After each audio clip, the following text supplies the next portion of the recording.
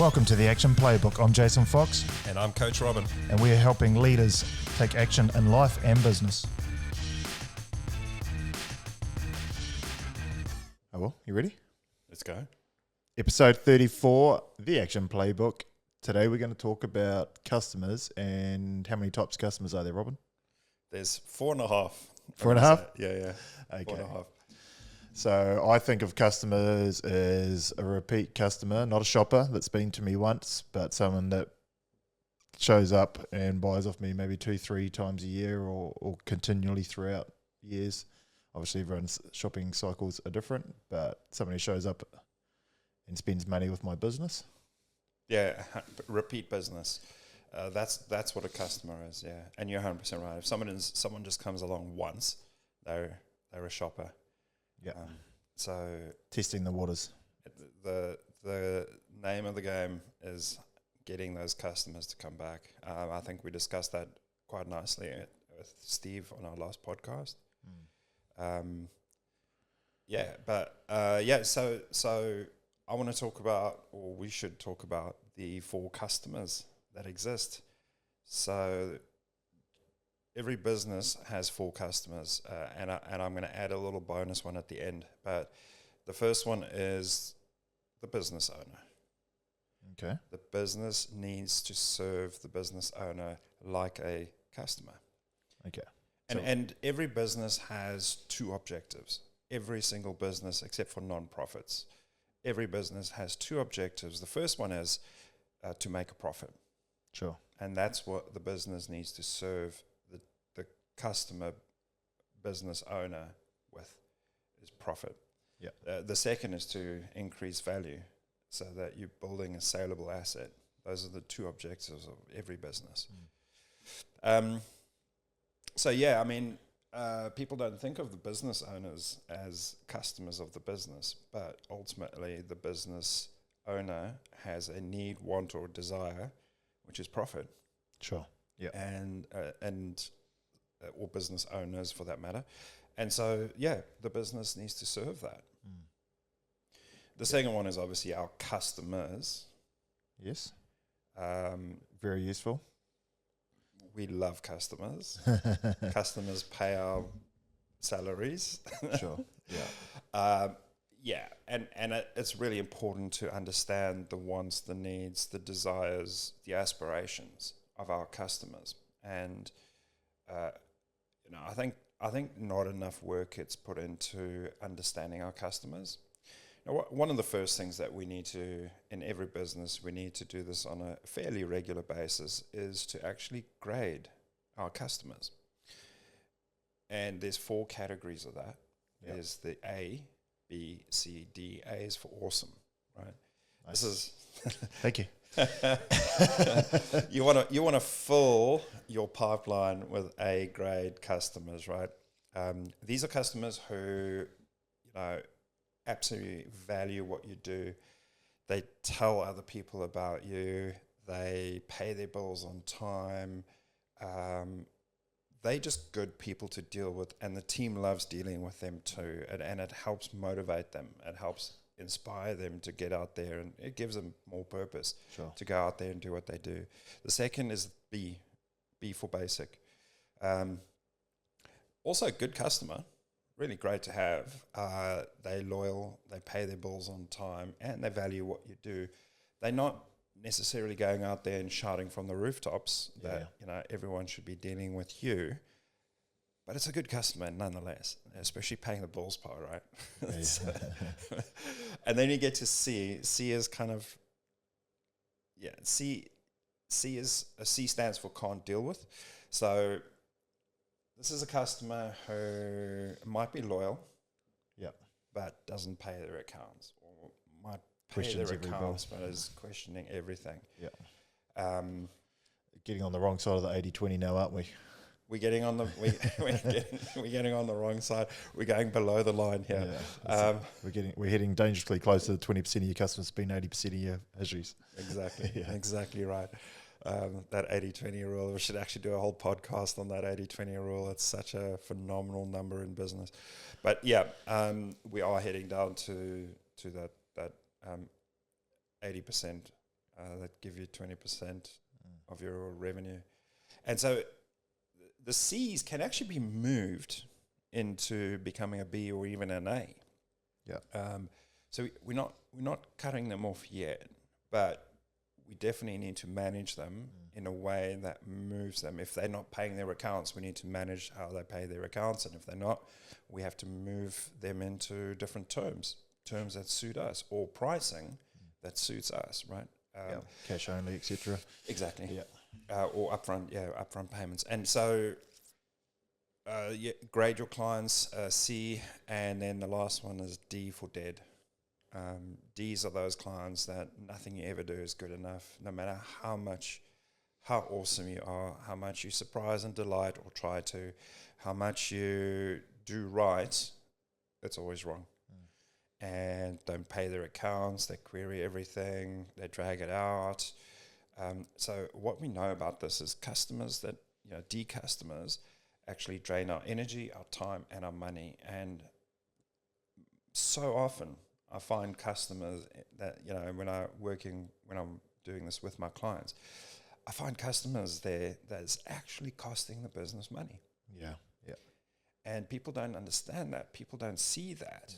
A lot of the business owners listening might not see that. And so, it actually holds the business back. Yeah, a classic example of that is you make $100 on a transaction, but your admin person spends 3 hours chasing the person, trying to get the money, going backwards and forwards, emails, on the phone discussions, how are we going to help? Yeah. Bang. Yeah. Hourly wage just killed it. No profit. Yeah. And I mean, I've been in situations where I've had clients that weren't paying, and the amount of thinking time that it took for me, not just the admin side of it, but actually thinking time as well. It all adds up, and I mean, you're not thinking positively, you're thinking negatively. It's like, how am I going to get around? How am I going to pay my bills? What am I going to tell my staff? All those things all weigh heavily. So there's a heavy tax to dealing with D clients. Now, here's the thing, though. We don't just go and fire those clients. That's not what we want to do. We're not like, hey, you haven't paid your account, take your business and fuck off. Yeah.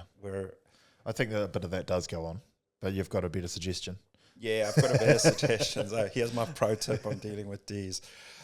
What you do is you go and you say, hey, Mr. D, you're clearly we're not meeting your service levels, and so I would like to recommend somebody that I think you would be happy to deal with. And then you throw them into one of your competitors, or alternatively, you just put them into really expensive pricing, up the pricing, or up the time delay. So, sorry.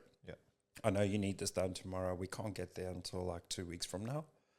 And so you're putting that D client into a deselection option. Yeah, natural deselection. You want them to choose not to deal with you rather than you telling them you don't want to deal with them.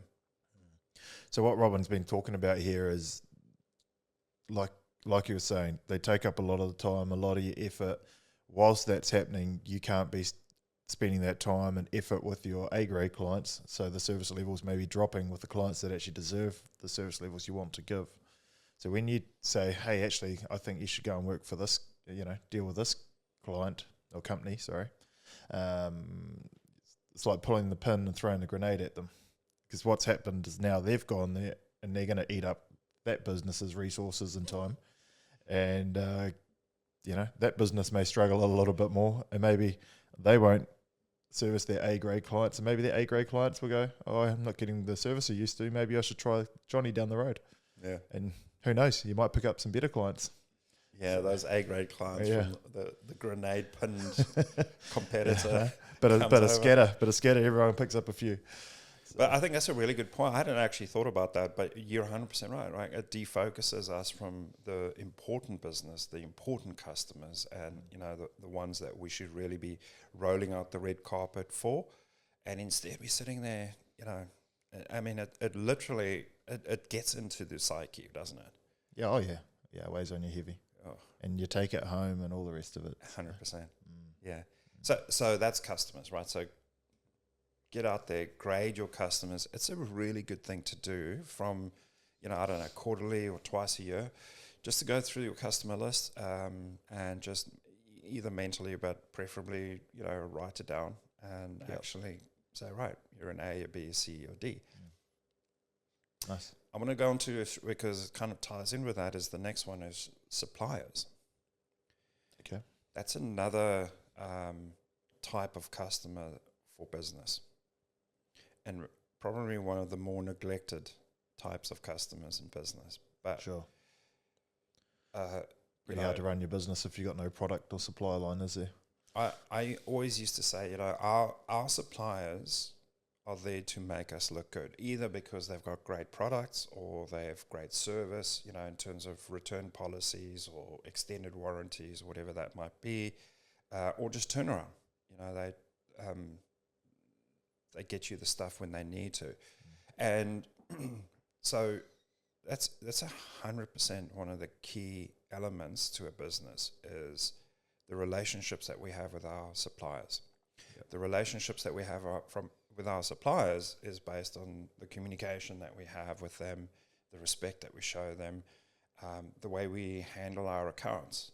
Because just as I've just talked about grading our customers, your suppliers are probably grading you. And so, if you were being graded by your supplier, what do you think they're scoring you? And so you want to be that A, don't you? Yeah. Because a customer can make or break a situation.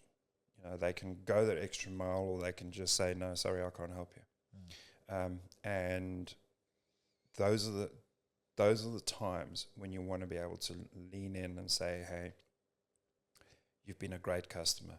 So acknowledge what they do for you. Acknowledge that they're an important part of what it is your business does, and then make sure that you maintain that relationship through good account management, paying bills on time, etc., and just being generally good guys to those people. Too often I see, I'm their customer. I'm their customer. They must treat me as such. Yeah. But it's not. It's a relationship. It's a partnership. And so just as we have our partnerships, we want to foster partnerships with our customers. So we should be fostering partnerships with our suppliers. Boom. And you put another one up there. So this is the half. So I suppose it kind of comes under the business owner. But the next one is actually team. Oh, sorry. You skipped one. So yeah. I jumped. See. I leapfrogged. The next one is actually team. Once again, an integral part of the value chain of a business, right? And so I used to say in my management meetings when I had my own business with a management team is that, our role is to actually look after the team. We should be treating our team like they were our key accounts. And when that mind shift changed, so did the culture, so did the commitment, because we showed our commitment and we got that commitment back, the law of reciprocity. So one of the key teams in every business is, one of the key customers in every business is team. Sure. And what does a team want? A fun environment to work in. Absolutely. They want to enjoy coming to work. They want to enjoy what they do. They want to do that with purpose. So the business needs to provide them that. They also want to know that their job's safe and secure. Yeah, people do like to get paid. People do like to get paid, right? Yeah. And then, of course, whether they admit it or not, like everyone has their hot buttons, every person, right? So it's not necessarily money, but it is about incentives. And so the business needs to provide incentives and rewards and recognition for those people that are going above and beyond and going the extra mile for the business. Yeah. And so just on that incentives, just the one thing I want to make this point. This is my own view on it. It's not something I've read, so it's something worth trying out anyway, testing. But Okay. for me, incentives, I don't believe people should be incentivized to do their job. Right? They're employed to do a job, and so That's your incentive already. they get a wage or they get a Yeah. salary to do that. That's their incentive, right? Use incentives to achieve strategic objectives for the business, whether it's short-term, medium-term, or even long-term. I wouldn't recommend too long-term because, people want to know that their rewards are within sight, within reach. But incentives are there to stretch. And so my incentives that I implement in my own business, and the ones that I'm recommending to my clients too, is that stretch.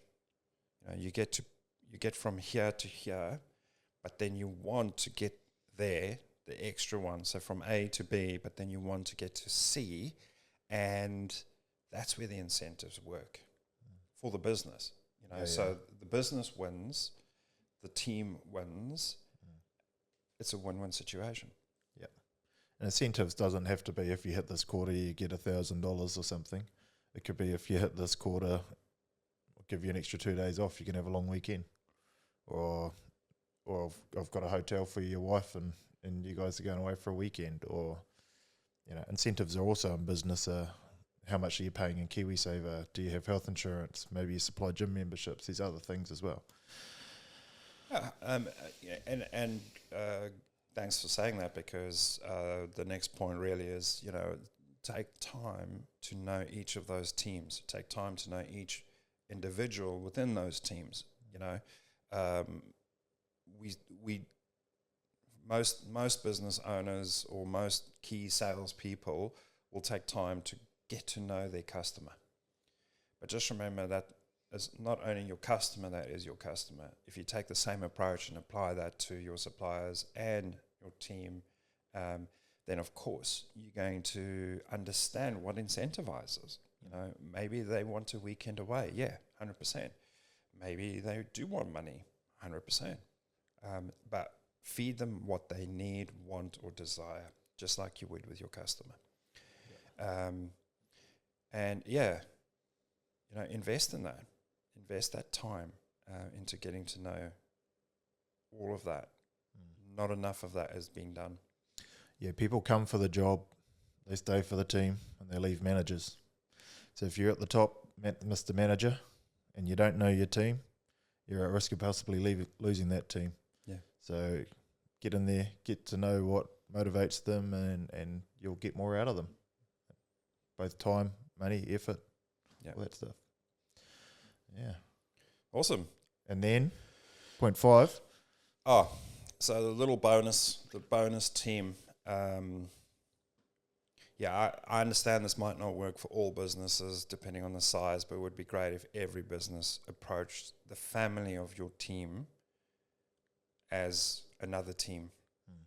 Because what happens at home carries into the workplace anyway. Exactly. And also, behind every good man is a good woman, and behind every good woman, I'm sure there must be a good man. I'd probably be homeless if it wasn't for Anna. Yeah, there we go.